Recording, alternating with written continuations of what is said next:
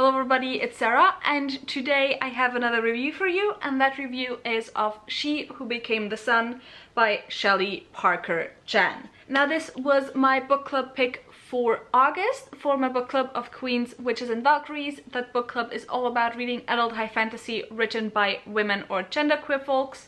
And if you're interested in joining us, all the links to the Twitter, the Discord will be left linked down below. So go and check those out. In September we're reading The Midnight Bargain by C.L. Polk. But now back to this book. This isn't a high fantasy, which is what my book club is technically about reading. It's a historical fantasy, but since I make the rules and I didn't care and I really wanted to read this, this was the pick that was chosen for August. Now, what is She Who Became the Sun about? She Who Became the Sun is marketed as Mulan meets Song of Achilles. I do not think that marketing quite fits, and I'm not quite happy with that marketing, but we'll get to that later in this review.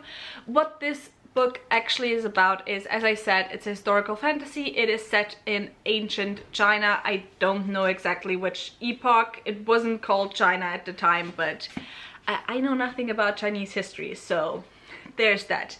And we basically follow two characters. The first of those is a character who was born as a girl. However, when she is, I think, 11 years old, 10 years old, she takes over the life of her brother. She joins a monastery and she has the goal to become great. Now, the other character we have is a eunuch general, and because of war and because of different things that happen, the fates of these two people start intertwining. They start meeting over and over again.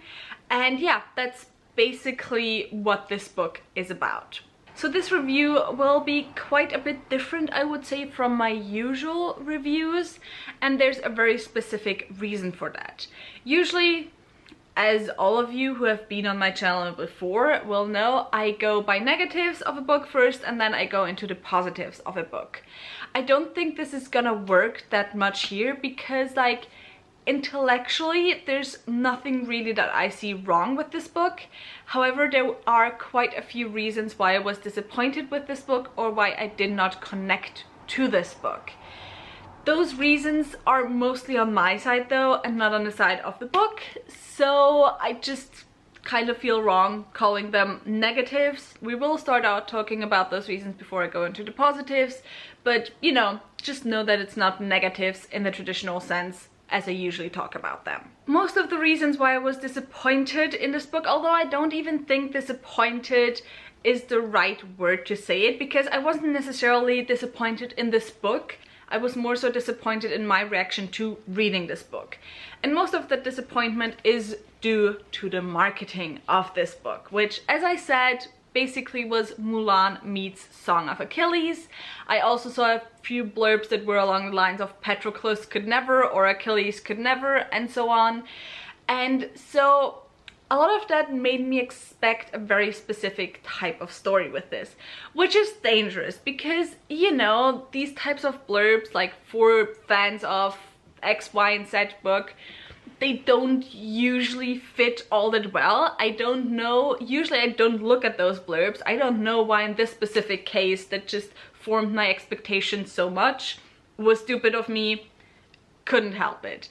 But the story I expected of this was a tragedy, and it is, in a way, it kind of is a tragedy. And maybe my problem is more that this is not a finished series yet. There is a second book coming that I think is a sequel to this. I don't think it's a spin-off, I think it's a direct sequel to this.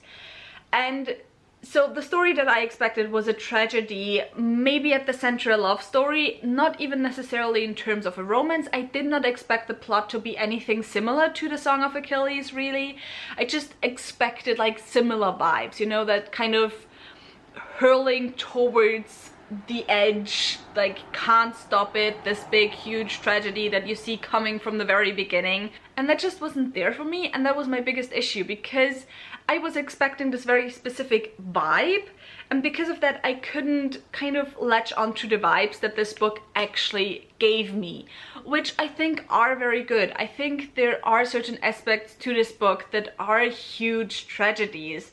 There's certain characters where you're like, oh my god, like this is like so amazingly done, and the way this is built is absolutely amazing. And in my head I saw that, but I didn't feel it because it didn't fit my expectations. And that's basically why I said I won't really do negatives for this review, because there's no negatives really in this book. Like, I couldn't tell you a single objective, if there's such a thing as objective things like in reading, but I couldn't tell you a single objective thing about this book that I didn't like. So yeah, the only thing I can really say is that I didn't really see Mulan in this book, because yeah, there is a character who was born as a woman but who then leads the life of a man.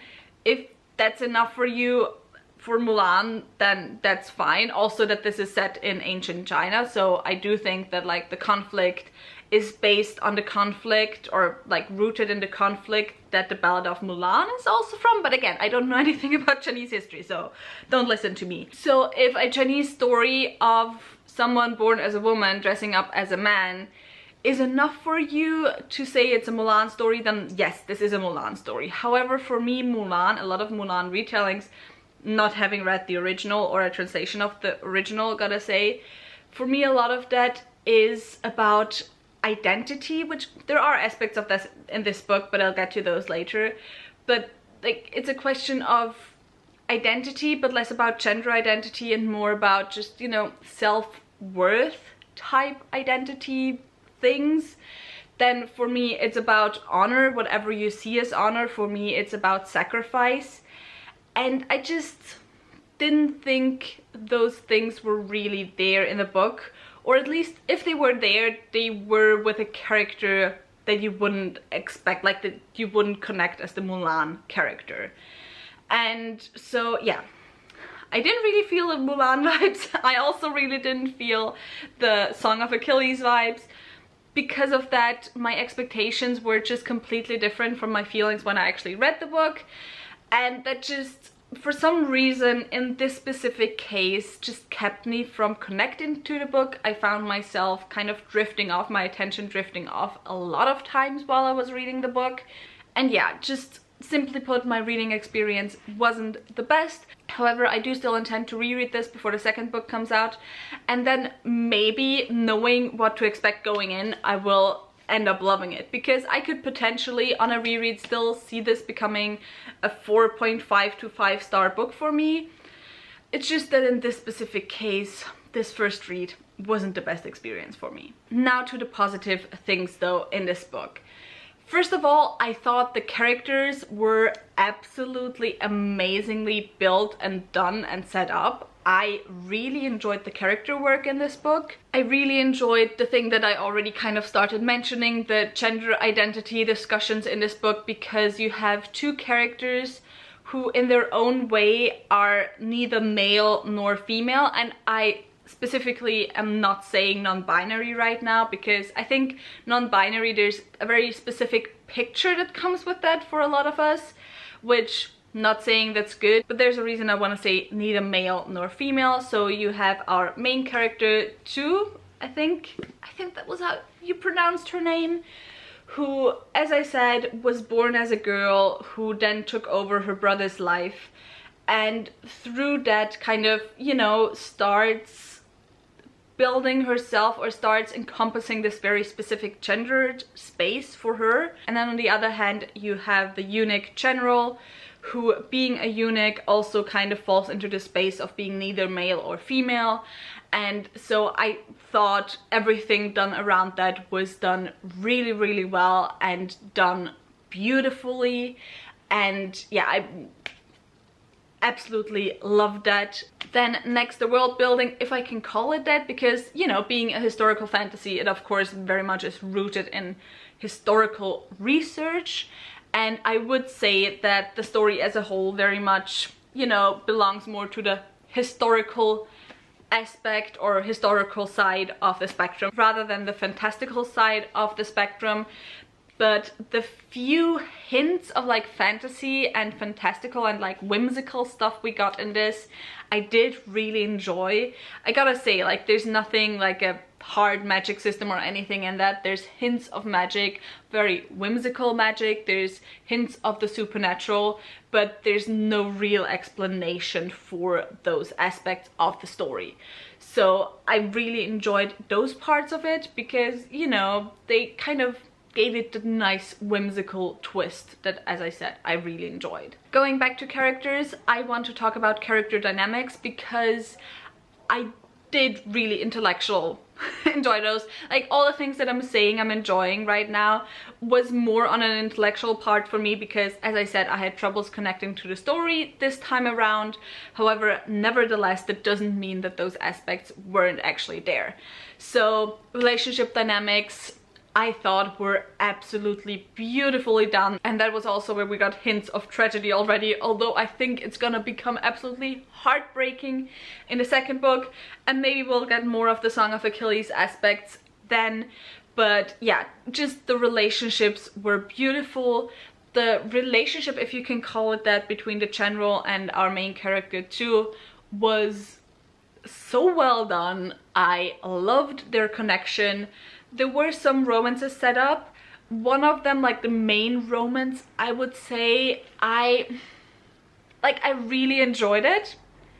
Especially that sex scene. Like, I'm not sure how to feel about the sex scene, but it was very intense. Take that as you will, but I don't know how else to describe it, I gotta be honest.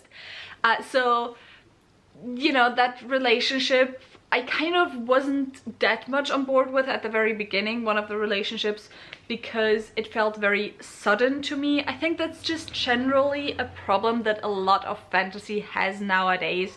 I talked about that to a friend recently, and we kind of lamented that fantasy has stopped having longer series. Because what happens in fantasy nowadays a lot of times is that you have authors and they write books and they kind of try to put everything in their books. They try to put world building in there, they try to put a lot of plot in there, they try to put a lot of character development in there, they try to put a lot of relationships in there. And at some point you only got so much space. And because of that, if you try to put everything in there, some elements can feel rushed, because if you only have 1, 2 or 3 even books to set up all of those things and to finish all of those things as well, you know, you're gonna have to rush some things. And I feel like that's the case, or that was the case at the very beginning of one of the relationships, where because there wasn't enough space in the story, we couldn't really spend the time with those characters and see how they kind of started being drawn towards each other. And because of that, I was kind of like not feeling it that much at the beginning. However, towards the end I was like, okay, yeah, I'm on board with this and I'm excited where this relationship goes in the second book, because there's gonna be some tragedy there.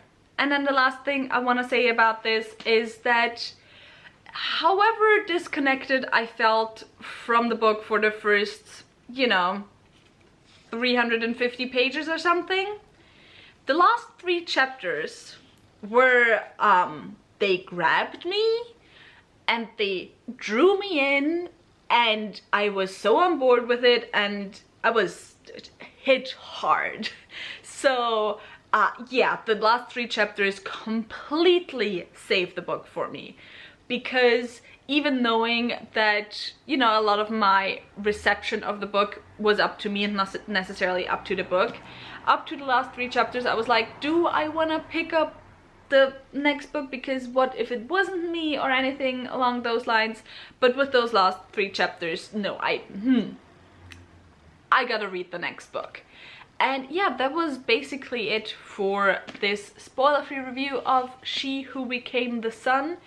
I would definitely still highly recommend it, especially because I've mostly just seen amazing things about this book, because this is definitely the type of book where I'm not like, oh my god, everyone's hyping this so much and I read it and I'm just not seeing it, like I'm just blind, like what's there. But it's more along the lines of, oh my god, I wish I could have built the connection to this book that everyone else has, because I see what you see, but just didn't happen for me, sadly. So yeah, my battery is flashing, so let me quickly wrap this up. If you have read this, tell me your thoughts on the book in the comments down below. If you want to read this, also tell me your thoughts in the comments down below. Could I convince you to pick this book up? If you enjoyed this video, maybe think about giving me a thumbs up and also maybe subscribing. All the links to my social media are in the description box down below, so go and check those out. All the links to my book club, as I said, are also linked down below. And I hope I'll see you soon. Bye!